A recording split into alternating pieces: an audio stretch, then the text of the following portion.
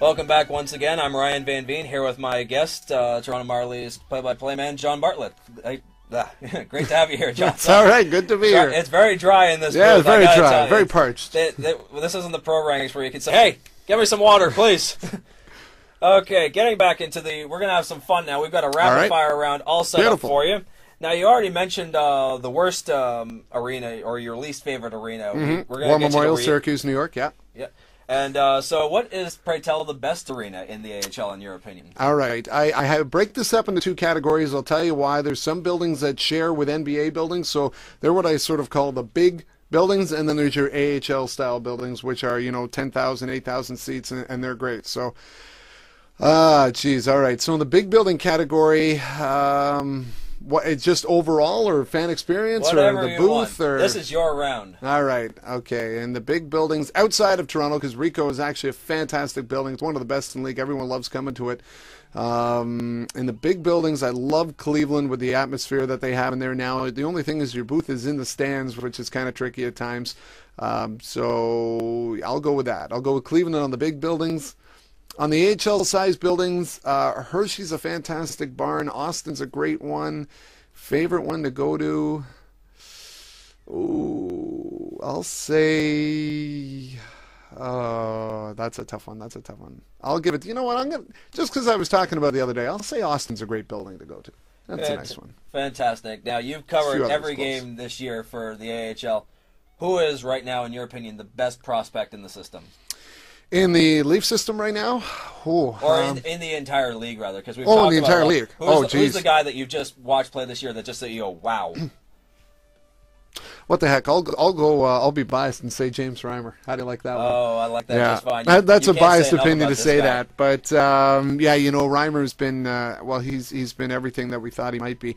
I remember a couple of years ago when Reimer first came in up from the ECHL, he had won the Kelly Cup, and I remember watching him play. And when you get to know him personally too, everything you see in those interviews, the small town Morwena, Manitoba boy like that, that's him. It's not an act. That is him. He's a genuine, just unbelievable character and great guy, and his skill level is very high, and because he has such a level head about himself and the way he approaches a game, I said years ago, I'm like, there's your real deal, there's your best goaltender in the organization, and he'll show it. And this was even back when Justin Pogge was here and stuff too, and I remember saying Reimer's the one, and now here we are a couple years later, and he's showing exactly what to do, and he will be continue to be a very successful goaltender in the National Hockey League, and probably somebody that will be able to handle the long-term pressure here in Toronto just because of his mindset and the way he just, nothing's ever too high, nothing's ever too low. He just keeps it in an even keel the whole time. He's Optimus Rhyme. He's got to keep his cool in the big time. Yeah, exactly. Which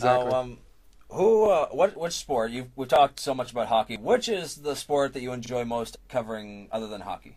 Other than hockey, I'm a big CFL football fan.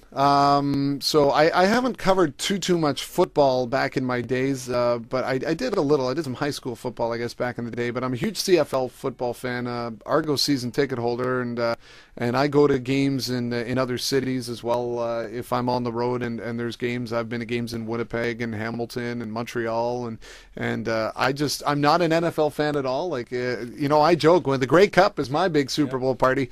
It's my Grey Cup party, and then after that, people keep talking football. I'm like, well, the season ended a couple of weeks ago. What are you talking about? But for me, yeah, CFL football, I'm a huge fan of it.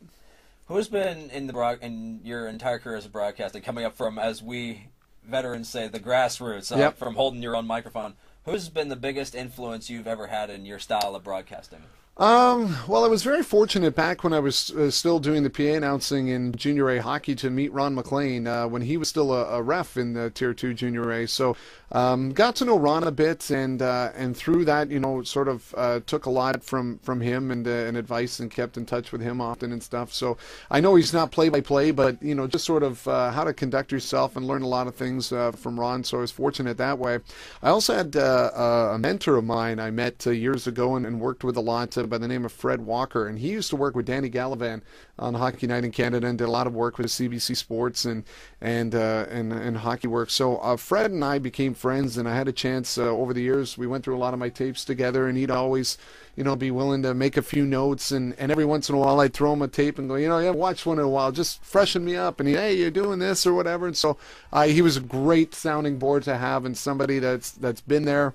And, and just that's what you need sometimes. You can get caught in a rut and you don't even realize that you need that outside observer to go, hey, here's a few things, boom, boom, boom. So it was great to have him as a friend and be able to work with me like that as well when I was progressing up to the pro level.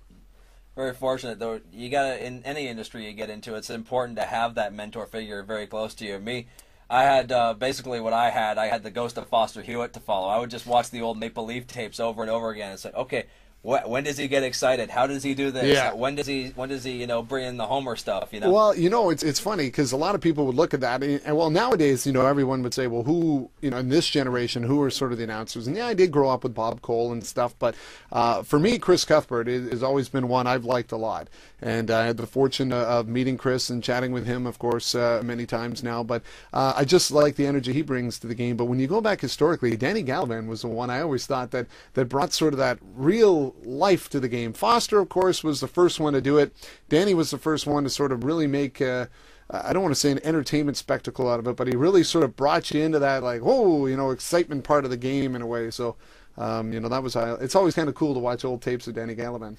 Three more big names, at least as far as I got to name them, because I'm a huge Blue Jays fan. That's my number one. I grew up on Don Chevrier. Yep. And Jim Houston, when he loved him doing the Blue Jays broadcast on CBC. Awesome. And back when they were on CTV, too, which you guys won't remember. And the late Tom Cheek. And I actually met Jerry Howarth a few years ago, the nicest people you could meet. Yeah.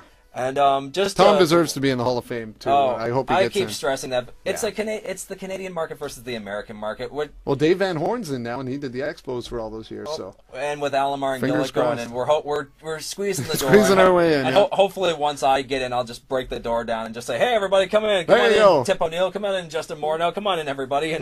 We'll make a party out of it. Now, you've done a lot of charity work over the course of your career, really given a lot back. If you could suggest any particular charity, I'm sorry to put you on the spot with this type of question, who would you recommend that our viewers or our listeners really reach out to?